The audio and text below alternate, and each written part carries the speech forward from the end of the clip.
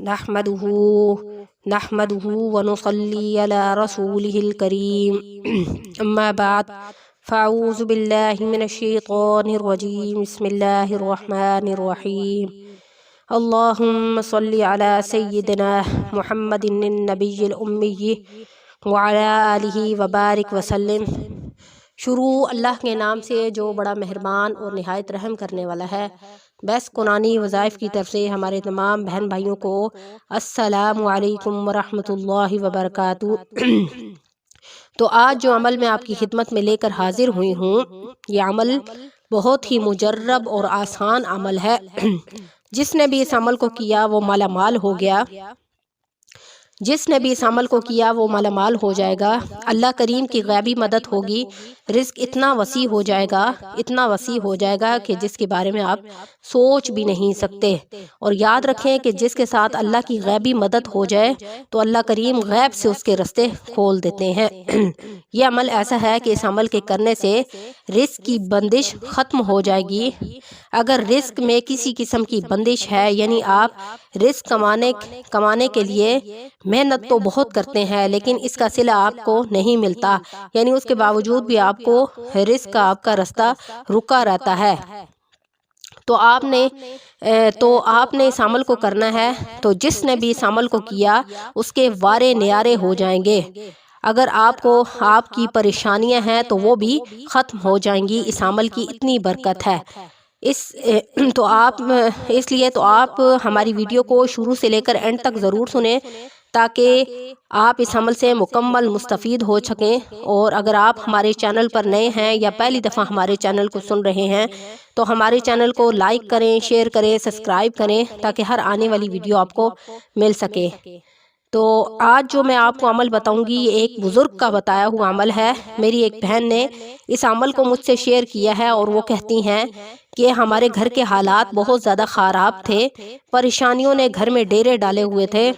हर वक्त घर में टेंशन परेशानी बनी रहती थी।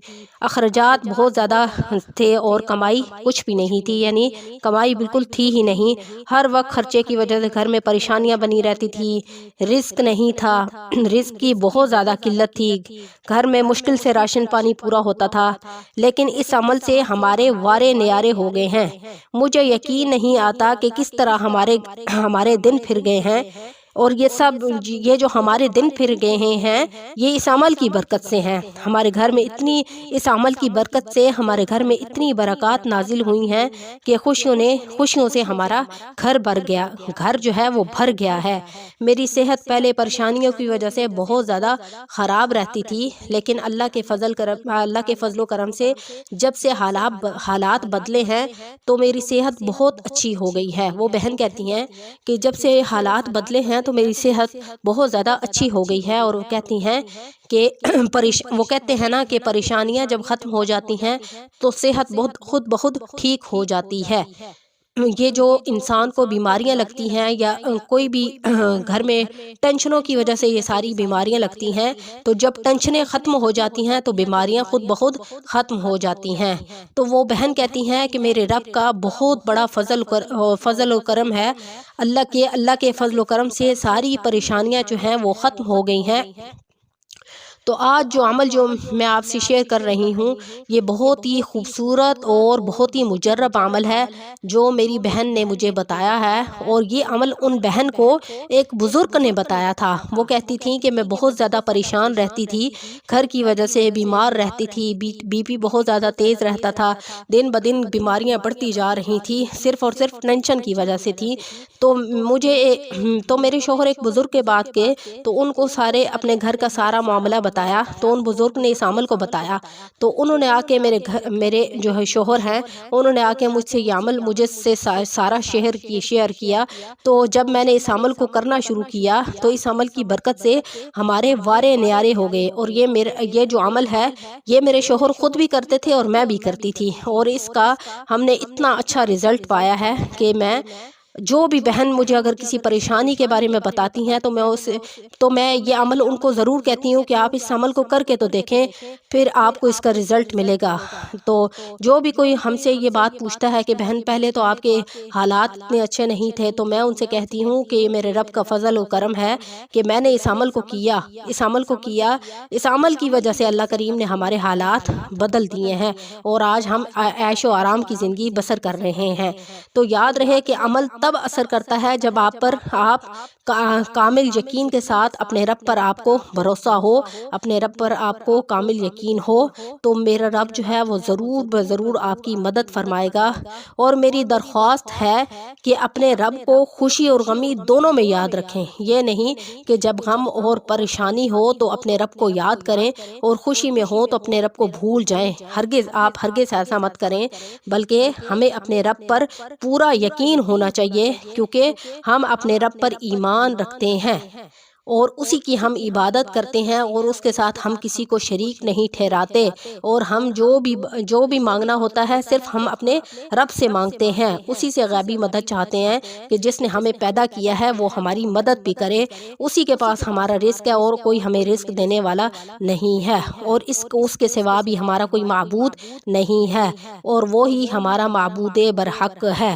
تو کیوں نہ ہم اپنے رب کے آگے ہاتھ پھیلائیں، اپنے رب سے مانگیں، اس کی طرف متوجہ ہوں۔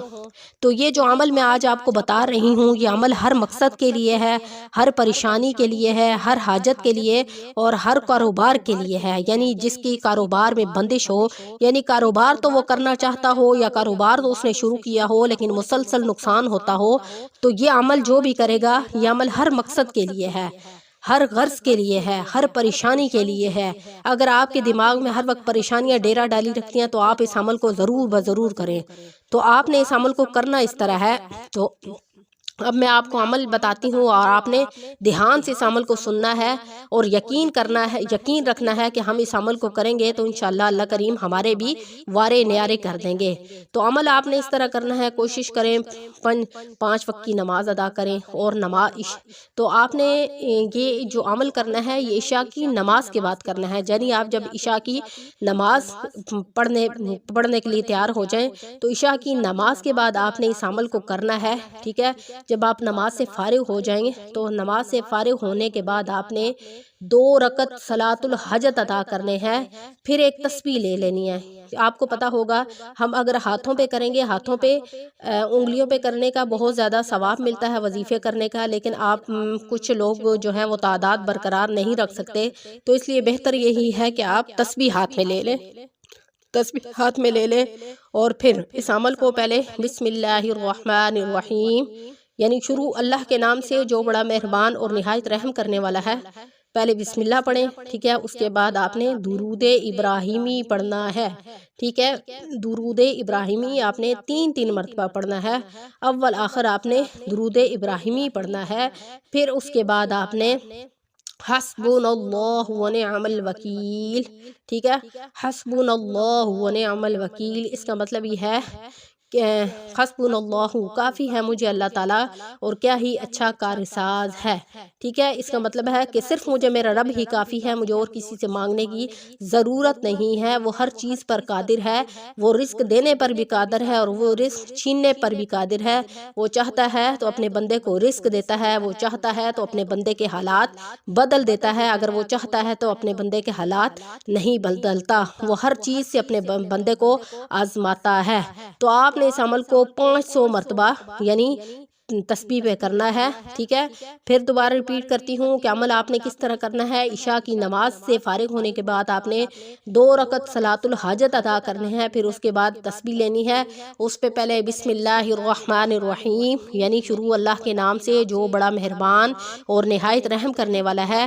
اس کے بعد آپ نے اول آخر 3 مرتبہ درود ابراہیمی پڑھنا ہے، اور پھر اس کے بعد آپ نے 3 مرتبہ حسبنا اللہ ونعم الوکیل، یعنی کیا ہی اچھا کارساز ہے، یعنی مجھے کافی ہے اللہ تعالیٰ اور کیا ہی اچھا کارساز ہے، ٹھیک ہے۔ تو یعنی ہمارا رب ہر چیز پر قادر ہے، اور وہ ہمیں روزی دینے پر بھی قادر ہے اور ہمارے حالات بدلنے پر بھی قادر ہے۔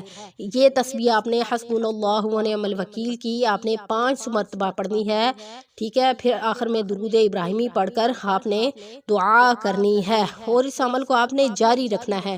کوشش کریں جو بھی صحیح عمل ہو آپ اس کو زندگی کا معمول بنا لیں، ٹھیک ہے۔ آپ اس کو زندگی کا معمول جب بنا لیں گے تو آپ کو اپنے رب پر بھروسہ رہے گا، یقین رہے گا، اور آپ جب کسی عمل کے مطلب کو سمجھ لیں گے، یعنی حسبنا اللہ و نعم الوکیل، جب آپ اس کے عمل کو اس کے مطلب کو سمجھ لیں گے تو آپ کو ایک دلی پرسکون سا ہوگا کہ ہم کس سے مانگ رہے ہیں، یعنی اپنے رب سے مانگ رہے ہیں۔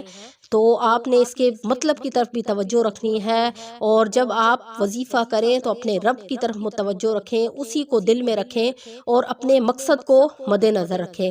اور جب آپ مقصد کو مد نظر رکھیں گے تو آپ آٹومیٹکلی آپ کا دھیان جو ہے اپنے رب کی طرف ہوگا کہ ہم نے اپنے رب سے ہی مانگنا ہے، ٹھیک ہے۔ عمل کرنے کے بعد آپ نے دعا کرنی ہے، جس مقصد کے لیے آپ نے دعا کرنی ہے آپ وہ مقصد مد نظر رکھ کے دعا کریں، تو انشاءاللہ آپ نے اس کو زندگی کا معمول بنا لینا ہے۔ دیکھیے گا آپ یہ عمل کریں گے تو آپ کے زندگی کے دن پھر جائیں گے۔ تو انشاءاللہ نیکسٹ ویڈیو کے ساتھ آپ کی خدمت میں حاضر ہوں گے۔ اگر آپ کو یہ ویڈیو اچھی لگی ہو تو اسے اور بھی لوگوں سے شیئر کریں تاکہ اور بھی لوگ جو ہیں اس عمل سے مستفید ہو سکیں۔ تو انشاءاللہ نیکسٹ ویڈیو کے ساتھ آپ کی خدمت میں حاضر ہوں گے۔ وآخر دعوانا ان الحمد للہ رب العالمین۔ السلام علیکم ورحمۃ اللہ وبرکاتہ۔